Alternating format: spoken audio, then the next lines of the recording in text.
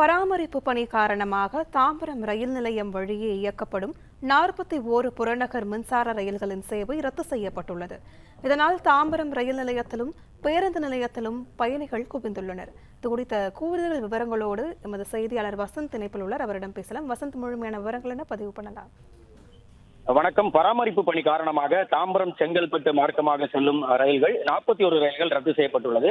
இன்று மற்றும் வரும் 12ஆம் தேதி ஆகிய 2 நாட்கள் இந்த 41 ரயில்கள் ரத்து செய்யப்படும் எனவும் தென்னக ரயில்வே தெரிவித்துள்ளது. அதாவது சென்னை, எழும்பூர், விழுப்புரம் வழித்தடத்தில் கடற்கரை மற்றும் தாம்பரம் ரயில் நிலையங்களில் இன்று பராமரிப்பு பணி நடைபெற உள்ளதால் காலை 10 மணி முதல் இந்த ரத்தானது நடைபெற்று வருகிறது. 3:45 மணி வரை இந்த ரயில்கள் ரத்து நீடிக்கும்.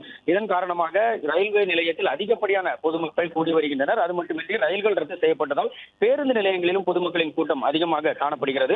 இந்த மின்சார ரயில்கள் ரத்து காரணமாக பயணிகள் பெருமளவில் அவதியடையக்கூடாது என்பதற்காக காலை 11:45 மணிக்கும் 12:45 மணி, 1:45 மணி என 1 மணி இடைவேளையில் செங்கல்பட்டிற்கும் அரக்கோணத்திற்கும் இந்த 4 ரயில்கள் பயணிக்க இருக்கிறது.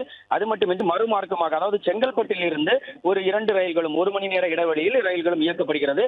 அது மட்டுமின்றி இந்த ரத்தான ரயில்கள் பேருந்தில் பொதுமக்கள் பயணிப்பதற்காக சிறப்பு பேருந்துகளும் ஏற்பாடு செய்யப்பட்டுள்ளதாக இந்த மாநகர பேருந்து அலுவலர்கள் தெரிவித்திருந்தாலும் தாம்பரம் பேருந்து நிலையத்தில் அதிகப்படியான பொதுமக்களின் கூட்டம் காணப்படுகிறது. இந்த ஞாயிற்றுக்கிழமை என்பதால் சுற்றுலா தலங்களுக்கும் பொருட்களை வாங்குவதற்காகவும் பல்வேறு பகுதிகளில் இருந்து தாம்பரம் வந்து தாம்பரத்தில் இருந்து சென்னையின் மையப்பகுதிகளுக்காக இந்த பொதுமக்கள் செல்கின்றனர். இதன் காரணமாகத்தான் இந்த கூட்டமானது அதிகரித்து காணப்படுகிறது.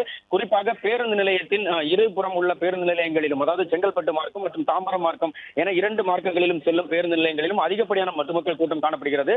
சிங்கப்பெண்கள் சார்ந்த பெண்கள் சிறப்பு படை பிரிவை சார்ந்த காவலர்களும் இந்த பாதுகாப்பு பணியில் ஈடுபட்டுள்ளனர்.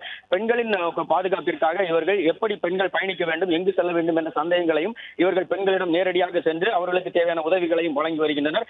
இந்த ரயில் ரத்தானது 3:45 மணி வரை நீடிக்கும் என்பதால் பேருந்துகளின் எண்ணிக்கையை அதிகரிக்க வேண்டும் எனவும் பயணிகள் கோரிக்கை விடுத்து வருகின்றனர்.